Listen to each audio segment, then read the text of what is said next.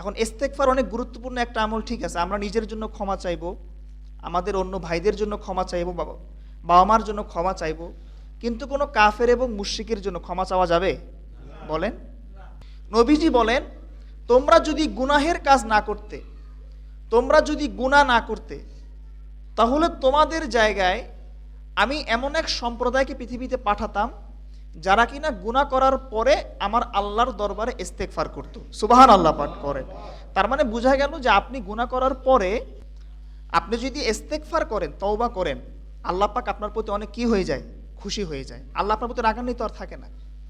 সম্মানিত হাজিরিন, এখন ইংরেজি ডিসেম্বর মাস চলছে, আমরা জানি।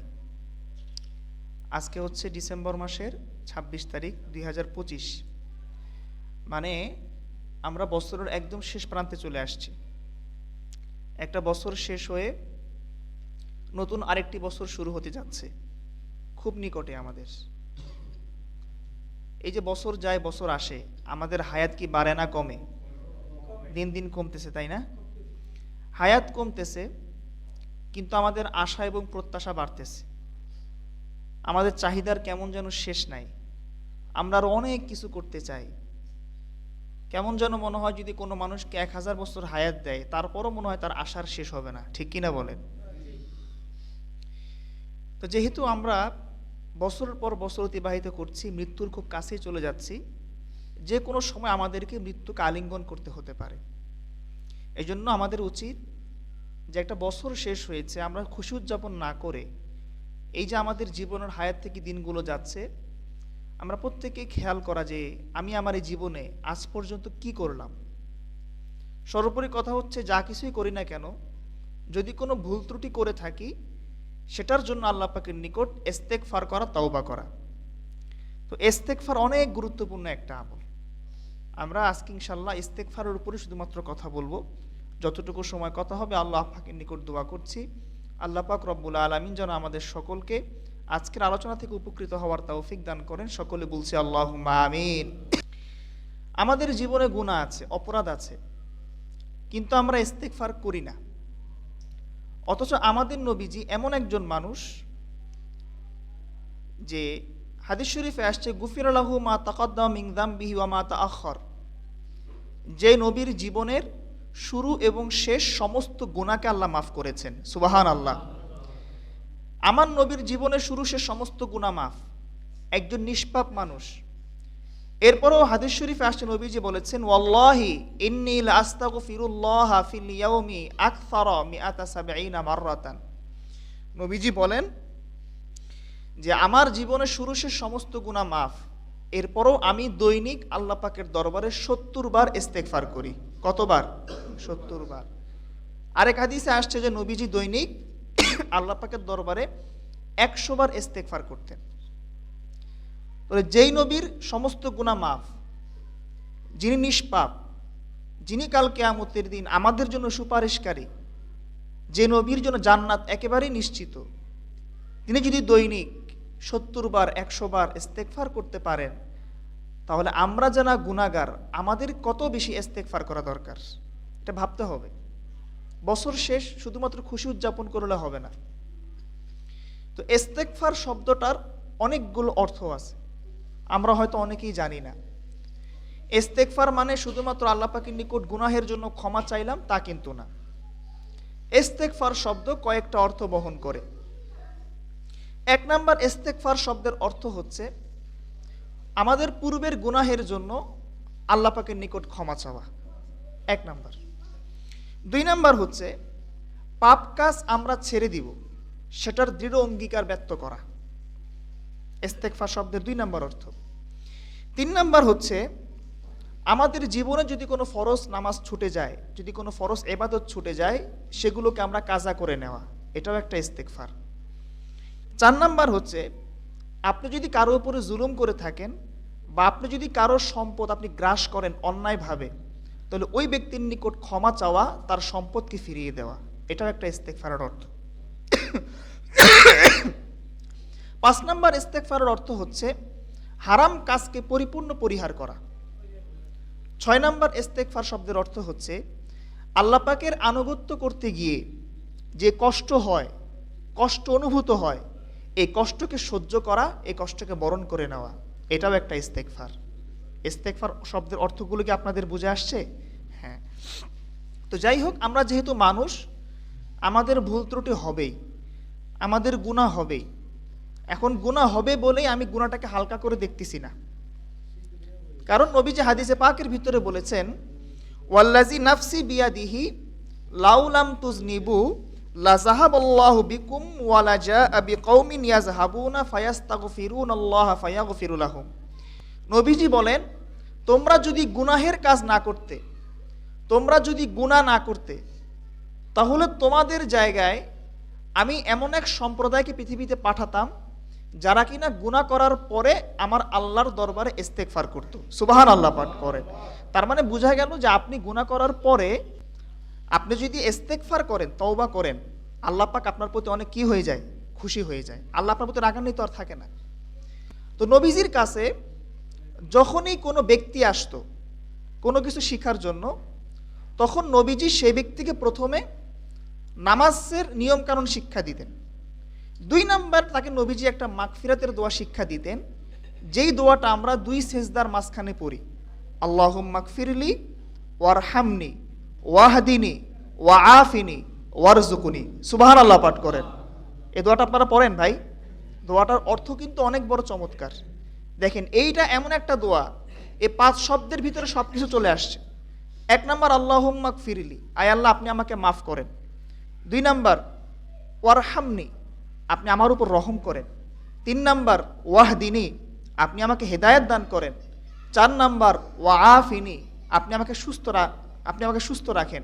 5 নাম্বার ওয়ারজুকুনি, আয় আল্লাহ আপনি আমাকে বেশি বেশি রিজিক দান করেন। সুবহানাল্লাহ পাঠ করেন। তাহলে ক্ষমার দোয়া, রহমতের দোয়া, রিজিকের দোয়া, হেদায়েতের দোয়া, সুস্থতার দোয়া, সব দোয়াগুলোর ভিতরে আসে না নাই বলেন? আছে। আমরা কি নামাজের ভিতরে দোয়াটা পড়ি বলেন 2 সেজদার মাঝখানে? না, আমাদের তো নামাজ পড়তে গেলে কি যে তাড়াহুড়া। মানে আমি একটা জিনিস আসলে বুঝি না, এখানে আপনারা অনেক জ্ঞানী মানুষরাও আছেন, আপনারা বিষয়টা বুঝেন যে আমাদের দুনিয়ার সব কাজ করার জন্য সময় থাকে। আমরা একসাথে বসতেছি, আমরা গল্প করতেছি, বা আমরা দুনিয়াবি অন্য কোনো কাজ করতেছি, তখন আমাদের হাতে সময় থাকে, ব্যাপক সময়।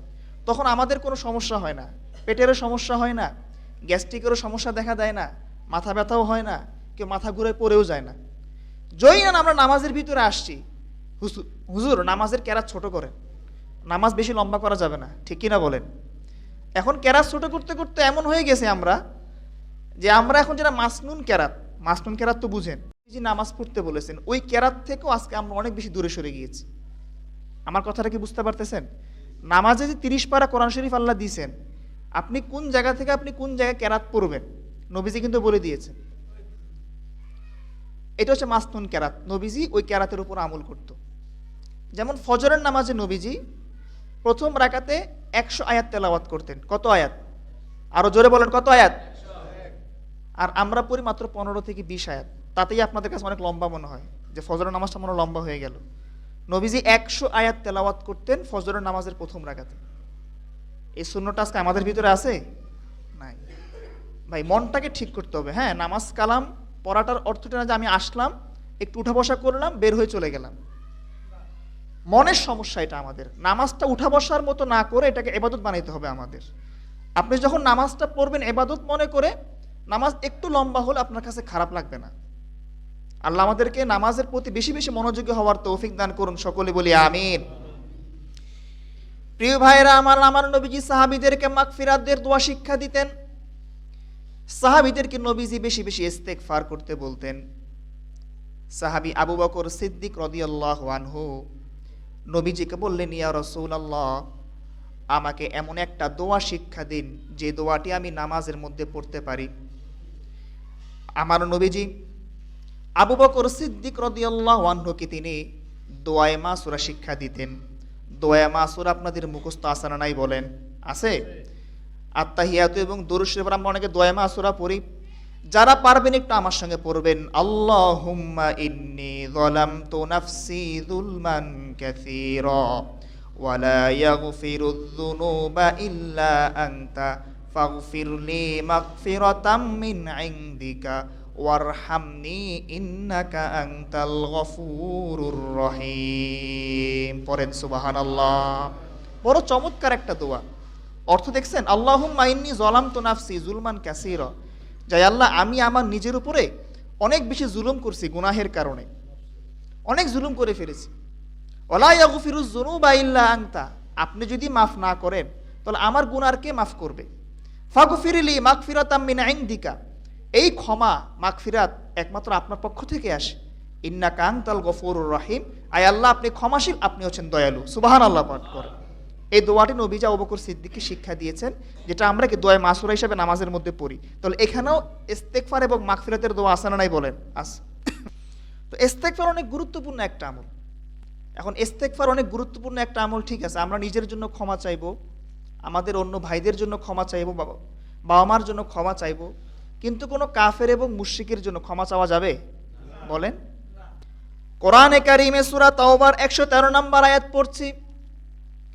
সেই আয়াতের মধ্যে আল্লাহ পাক রব্বুল আলামিন বলেছেন, মা কানা লিন-নাবিয়্যি ওয়াল্লাযীনা আমানু আইয়াস্তাগফিরু লিল মুশরিকিনা ওয়ালাউ কানু উলি কুরবা।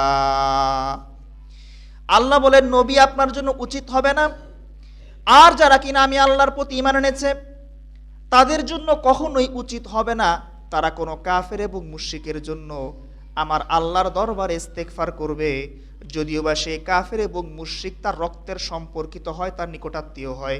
কথা কি বুঝে আসছে প্রিয় ভাইরা আমার? আমার নবীজির প্রিয় চাচা আবু তালেব যখন মৃত্যুশয্যায় শায়িত, আমার নবীজি বারবার চাচা আবু তালেবকে বলছিলেন, চাচা আপনি সারা জীবন আমাকে সহযোগিতা করেছেন, আপনি আমাকে শেল্টার দিয়েছেন, আপনি যদি আমাকে সহযোগিতা না করতেন অনেক আগেই কাফের এবং মুশরিকরা আমার উপর আক্রমণ করত। চাচা আপনি শুধু মৃত্যুর আগে একটা বার পড়েন কালিমায়ে তাইয়্যিবা, আপনি যদি একটা বার কালিমায়ে তাইয়্যিবাটা জবান দ্বারা উচ্চারণ করেন, কাল কিয়ামতের দিন আমি নবী আপনার জন্য আল্লাহর দরবারে সুপারিশ করব।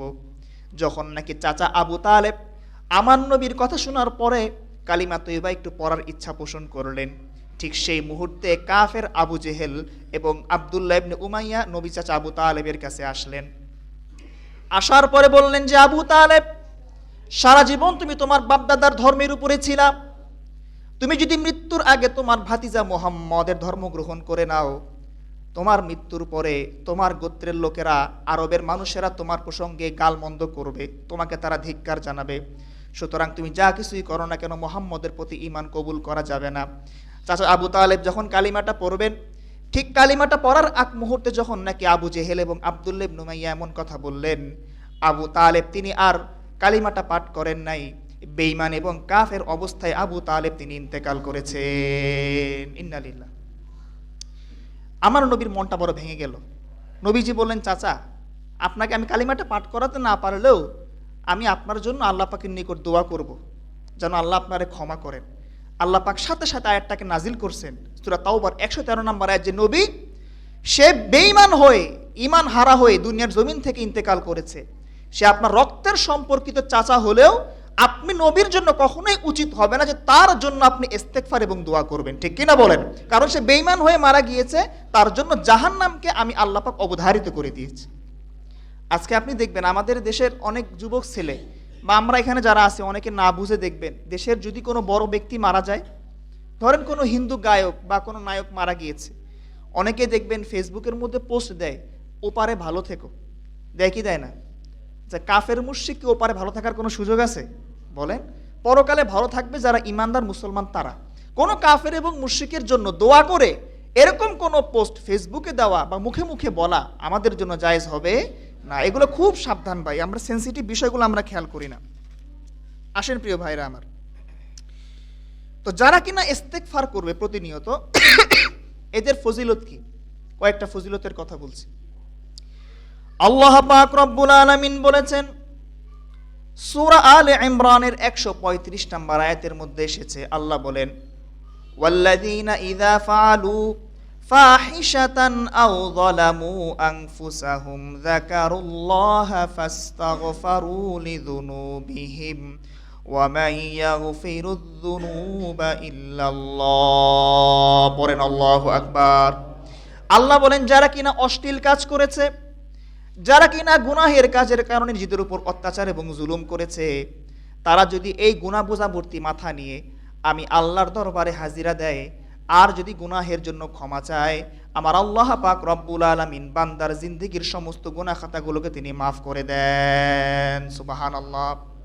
হাদিস শরীফে নবীজি বলেছেন, আত্তা ইবু মিনাদ যানবি কামান লা যানবা লাহু, যখন কোনো বান্দা গুনাহ করার পরে তওবা করবে, ওই বান্দাকে আল্লাহ পাক এমন নিষ্পাপ বানায় দিবেন যেন বান্দার আমল নামার মধ্যে কোনো গুনাহ থাকে না। সুবহানাল্লাহ পড়েন, সুবহানাল্লাহ। এমন নিষ্পাপ আল্লাহ পাক বানায় দেন যদি কি করে, গুনাহ করার পরে তওবা এবং ইস্তেগফার করে। তবে নবীজি এখানে আরেকটা শব্দ বলেছেন, আরেকটা বাক্য বলেছেন। নবীজি বলেন, ওয়াল মুস্তাগফিরু মিনাজ যানবি ওয়া হুয়া মুকিমুন আলাইহি কাল মুস্তাহজিই বিরাব্বিহি। যদি কোনো মানুষ এমন হয় যে একবার গুনাহ করে আল্লাহ পাকের নিকট ইস্তেগফার করে, ইস্তেগফার করা শেষ, সকালবেলা ইস্তেগফার করছে, দুপুরবেলা আবার সে ব্যক্তি একই গুনাহ করতেছে, কি এরকম মানুষ আছে না নাই বলেন? এখন যদি বলে যে ভাই আজকে থেকে আপনারা সবাই 5 ওয়াক্ত নামাজ মসজিদে পড়বেন তো ইনশাআল্লাহ, যারা নামাজ পড়ে না বেনামাজ তারা সব হাত উঁচা করবে, ইনশাআল্লাহ হুজুর পড়বো, আছে না নাই বলেন? কিন্তু এই যে এখন আপনি ওয়াদা করলেন, আসর পর্যন্ত আপনার ওয়াদা টিকে না, আছে না নাই বলেন? আছে। অনেক পাবলিক এমনও আছে আজকে নামাজ পড়তে আসছে, সে আগামী শুক্রবারের আগে মসজিদে আর ঢুকবে না, সাপ্তাহিক মুসল্লি, আছে না নাই বলেন? আছে। তো সুতরাং এই যে আমরা ওয়াদা করি, এত দুর্বল ওয়াদা, এই যে গুনাহ ছাড়ার পরিত্যাগ করি, এত দুর্বল আমাদের মানে কি বলে মানে গুনাহ ছাড়ার মতো একটা অবস্থা, এটা করা মানে আমার আল্লাহর সাথে কি করা, ঠাট্টা এবং বিদ্রুপ করা। এমনটা করা যাবে না। আপনাকে গুনাহ ছাড়ার একদম দৃঢ় অঙ্গীকার করতে হবে যে আপনি যেটা করেছেন, আপনি যেটা ছেড়েছেন, এটা ভবিষ্যতে আপনি আর কখনোই করবেন না। আল্লাহ আমাদের দৃঢ়ভাবে ইস্তেগফার করার তৌফিক দান করুন, সকলে বলি আমিন। যারা কিনা ইস্তেগফারকে আঁকড়িয়ে ধরবে, যারা কিনা ইস্তেগফারকে নিজের উপর আবশ্যক করে নেবে, তাদের ফজিলতটা কি?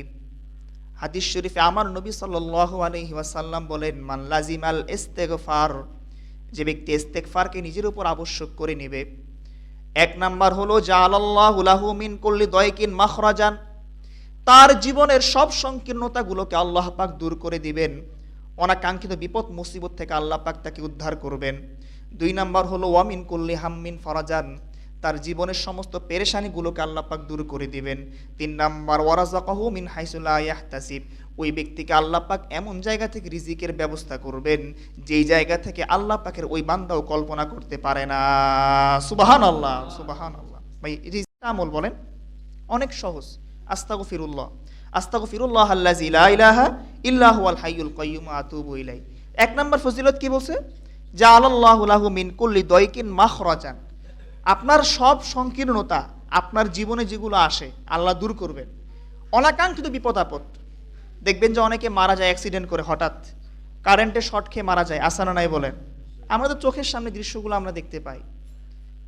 এই যে অনাকাঙ্ক্ষিত বিপদ আপদগুলো আপনার জীবনের উপরে আসে, এগুলোর থেকে বাঁচার খুব গুরুত্বপূর্ণ একটা আমল হচ্ছে কি? আস্তাগফিরুল্লাহ।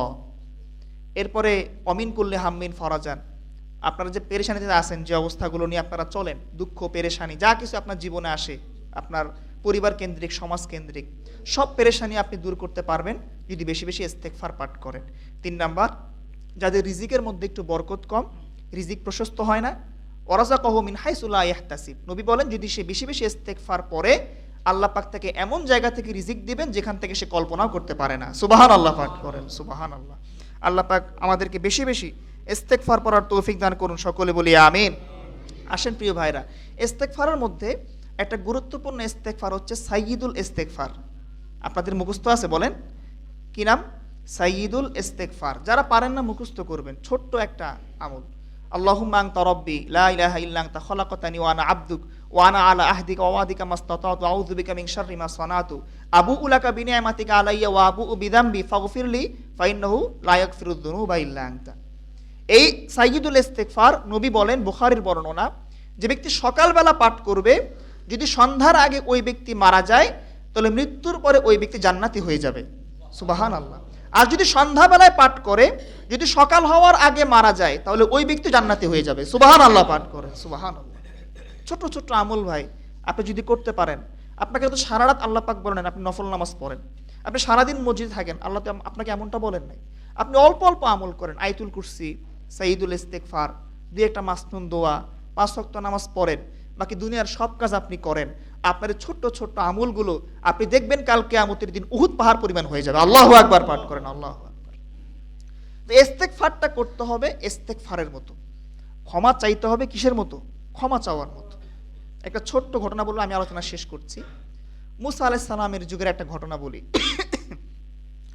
মুসা আলাইহিস সালামের যুগে একবার দেখা দিল অনাবৃষ্টি, আকাশে কোনো মেঘ নাই, বৃষ্টি নাই, মানে জমিনগুলো ফেটে চৌচির হয়ে যাচ্ছে, গাছের পাতাগুলো শুকিয়ে যাচ্ছে, পশু পাখিগুলো কষ্ট পাচ্ছে, মানুষের ক্ষেত খামার নষ্ট হচ্ছে।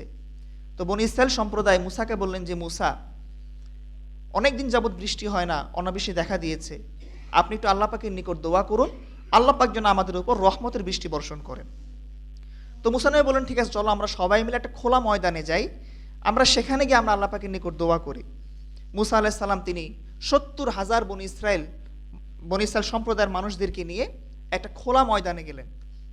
খোলা ময়দানে যাওয়ার পরে এবার যখন তিনি সবাইকে নিয়ে হাত উঁচু করে দোয়া করবেন, এবং তিনি দোয়া করতেছেন যে আল্লাহ আমাদেরকে বৃষ্টি দেন, আমাদের বড় কষ্ট হচ্ছে, মানুষেরা কষ্ট পাচ্ছে, পশু পাখিদেরও কষ্ট হচ্ছে, জমিনগুলো ফেটে চৌচির হয়ে গিয়েছে। আল্লাহ পাক ঠিক সেই মুহূর্তে মুসা নবীর কাছে ওহী পাঠিয়েছেন। ওহী পাঠায় আল্লাহ পাক মুসাকে বললেন যে মুসা, বৃষ্টি আমি দিব, তবে আমি শুধুমাত্র একজন ব্যক্তির কারণে বৃষ্টিকে বন্ধ রেখেছি, যে ব্যক্তিরা তোমাদের এই 70,000 মানুষের মাঝেই আছে। মুসা নবী বলেন এই লোকটা কে, আল্লাহ আমাকে বলেন। বলে যে এই লোকটা, সে এত বেশি আমি আল্লাহ পাকে নাফরমানি করেছে, এত বেশি গুনাহ করেছে, যে ওই এক ব্যক্তির কারণে আমি আসমানে বৃষ্টির দরজাকে বন্ধ রাখছি। সুতরাং তুমি সবার মাঝে ঘোষণা করো যেন ওই ব্যক্তি সবার মাঝ থেকে বের হয়ে যায়। মুসা নবী তিনি সবার মাঝে ঘোষণা করে বললেন যে আল্লাহ পাক আমাদেরকে অবশ্যই বৃষ্টি বর্ষণ করবেন, তবে আল্লাহ বলেছেন আমাদের মাঝে এমন এক ব্যক্তি আছে যার নাফরমানি আল্লাহ পাকের প্রতি এত বেশি হয়েছে, তার প্রতি আল্লাহ বৃষ্টি বন্ধ রাখছেন তার জন্যে। সুতরাং ওই ব্যক্তির উচিত আমাদের মাঝখান থেকে বের হয়ে যাওয়া, যাতে করে আল্লাহ পাক আমাদের উপর কি বৃষ্টিকে বর্ষণ করেন। এখন এই কথা বলার পরে যেই ব্যক্তি আল্লাহ পাকে নাফরমানি করতো সে তো ওই মজলিসে আছে, ওই ব্যক্তি ডান বামে তাকায় কেউ বের হয় কিনা। সে যখন দেখে যে কেউ বের হয় না, সে চিন্তা করলো তাহলে তো এই ব্যক্তিটা আমি। এখন এই মুহূর্তে সে চিন্তা করে আমি যদি এখান থেকে বের না হই তাহলে আল্লাহ পাক বৃষ্টি দিবেন না, আর আমি যদি এই মুহূর্তে এখান থেকে বের হয়ে যাই সমস্ত মানুষ আমাকে দেখে ফেলবে, আমি সবার সামনে লজ্জিত হব, ঠিক কিনা বলেন। ঠিক সেই মুহূর্তে ওই ব্যক্তিটা তার মনে মনে তার গুনাহের জন্য এত বেশি অনুতপ্ত হয়েছে, অনুশোচনা প্রকাশ করেছে, আর মনে মনে আল্লাহ পাকের দরবারে এমনভাবে তওবা করেছে যে আল্লাহ পাক রব্বুল আলামিন সঙ্গে সঙ্গে আসমান থেকে বৃষ্টিকে বর্ষণ করেছেন। সুবহানাল্লাহ পাক। এখন মুসা আলাইহিস সালাম তো অবাক। মুসা নবী চিন্তা করে যে আল্লাহ, বিষয়টা বুঝলাম না, আপনি বললেন এক গুনাহগার ব্যক্তি আমাদের মাঝে আছে, তার জন্য আপনি বৃষ্টিকে বন্ধ রেখেছেন, আপনি বললেন সেখান থেকে বের না হলে আপনি বৃষ্টি দিবেন না, এখন আমরা তো কোনো ব্যক্তি এখান থেকে বের হতে দেখলাম না, তাহলে আপনি যে বৃষ্টিকে দিলেন ব্যাপারটা বুঝলাম না। আল্লাহ বলেন যে মুসা, তুমি তো সব কিছু বুঝবা না, ঠিক কিনা, তুমি হচ্ছে নবী, আমি হচ্ছি আল্লাহ। যখন তুমি সবার মাঝে ঘোষণা করেছো যে আল্লাহ পাকের ওই নাফরমান বান্দা যেন এখান থেকে বের হয়ে যায়, তুমি যখন এই ঘোষণা দিয়েছো তখন ওই ব্যক্তি, নাফরমান ব্যক্তি, আল্লাহ পাকের দরবারে এমনভাবে ইস্তেগফার এবং তওবা করেছে, আমি আল্লাহ পাক তার গুনাহগুলোকে সব মুছে দিয়েছি, তাকে আমি আল্লাহ পাক ক্ষমা করে দিয়েছি, আসমান থেকে বৃষ্টিকে বর্ষণ করে দিয়েছি। সুবহানাল্লাহ পাঠ করেন। মুসা বলে যে আল্লাহ, আপনার কাছে একটা ছোট্ট আবদার আছে, সেটা হচ্ছে আমি একটু ওই লোকটাকে দেখতে চাই যে লোকটা কীরকম। আল্লাহ বলে যে মুসা, যখন ওই ব্যক্তি গুনাহ করত, আমি আল্লাহর নাফরমানি করত, আমি তখন তার গুনাহগুলোকে তোমাদের সামনে প্রকাশ করি নাই, তাকে আমি লজ্জিত করি নাই। আজকে যখন সে ব্যক্তি ইস্তেগফার করে গুনাহমুক্ত হয়েছে, এখন কি আমি আল্লাহ পাক তাকে তোমাদের সামনে প্রকাশ করে দিব? সুবহানাল্লাহ বলেন ভাই, সুবহানাল্লাহ। দেখছেন, ইস্তেগফার যদি আপনি মন থেকে করতে পারেন, আসমানের দরজাকে আল্লাহ পাক খুলে দেন, ঠিক কিনা। ইস্তেগফার করবেন তো ইনশাআল্লাহ। এখন আজকে ইস্তেগফার করবেন, সামনে আপনি 31st নাইটকে আপনি উদযাপন করবেন, 2026কে আপনি বরণ করে নেবেন, সমস্ত গুনাহের কাজ করবেন, অপচয় করবেন, পটকা ফুটাবেন, আকাশে ফানুস উড়াবেন, আপনার এই ইস্তেগফারের কোনো দাম কি আল্লাহ পাকের নিকট আছে বলেন? বলেন। এই পুরান ঢাকার কিছু অভিশপ্ত লোক আছে, কিছু অভিশপ্ত লোক, সবাই না, এরা এই সমস্ত কালচার খুব বেশি প্রচার করে বাংলাদেশের ভিতরে। আপনি দেখবেন আমাদের এদিকেও আমি দেখি যে অনেক মানুষ 31st নাইট আসলে আপনারা খুব জোরে জোরে গান বাজান, এরপরে আকাশে ফানুস উড়ান, এরপরে পটকাবাজি করেন, আসে না নাই? প্রথমত অর্থের অপচয় আছে, 2 নাম্বার একটা ক্ষতির আশঙ্কা আছে, আসে না নাই বলেন? গত কয়েক বছর আমরা দেখেছি আপনাদের পত্রিকার নিউজে সরকার থেকে বারবার নিষেধ করা হয়েছে যেন কোনো ফানুস আকাশে না উড়ানো হয়। কারণ বিভিন্ন জায়গায় ওই ফানুসটাকে আপনি আকাশে উড়াচ্ছেন, একটা আগুনের এখানে একটা দলা আছে, তাই না? এই আগুনটা গিয়ে যে কোথায় পড়বে আপনি জানেন বলেন? একটা বস্তিতে গিয়ে পড়লো, গরিব মানুষ রাত্রিবেলা ঘুমাইছে ভাই, এই ফানুসের আগুনটা সেখানে পড়ে ঘর বাড়ি সব জ্বলে পুড়ে ছাই হয়ে গিয়েছে, ঠিক কি না? একদিকে আপনি আনন্দ করতেছেন, আরেকদিকে আরেক মানুষের ক্ষতি হচ্ছে, ঠিক কি না? আমাদের এখানে দেখেন কারেন্টের লাইন আছে, মসজিদের উপরে কারেন্টের তার আছে, মাইকের লাইন আছে, একটা আকাশে যদি কেউ ফানুস উড়ায় আর ফানুসটা গিয়ে যদি পড়ে কারেন্টের তারের উপরে, আচ্ছা আপনি বলেন দেখি অবস্থাটা কি হবে? একটা অ্যাক্সিডেন্ট, দুর্ঘটনা হওয়ার সম্ভাবনা আছে না নাই বলেন? তো এগুলো তো কোনো বিবেকবান মানুষ করতে পারে না। বছর শেষ, মানে এরকম না যে আমি আরো বহু বছর বাঁচবো, আমার জীবনের হায়াত কমতেছে, আমার উচিত বেশি বেশি ইস্তেগফার করা, তওবা করা। আমরা সেগুলো না করে আমরা আকাশে ফানুস উড়াই, আমরা পটকাবাজি করি, আমরা গান বাজাই। এগুলো যারা করে, হ্যাঁ, এগুলো করার কারণে কিন্তু আসলে আমাদের নিজেদেরই ক্ষতি হয়, সমাজের ক্ষতি হয়, দেশের মানুষের ক্ষতি হয়, অর্থের অপচয় হয়। আল্লাহ আমাদের সকলকে এ ধরনের গুনাহের কাছে বেঁচে থাকার তৌফিক দান করুন, আমিন। আসসালামু আলাইকুম ওয়া রাহমাতুল্লাহি ওয়া বারাকাতুহু। যারা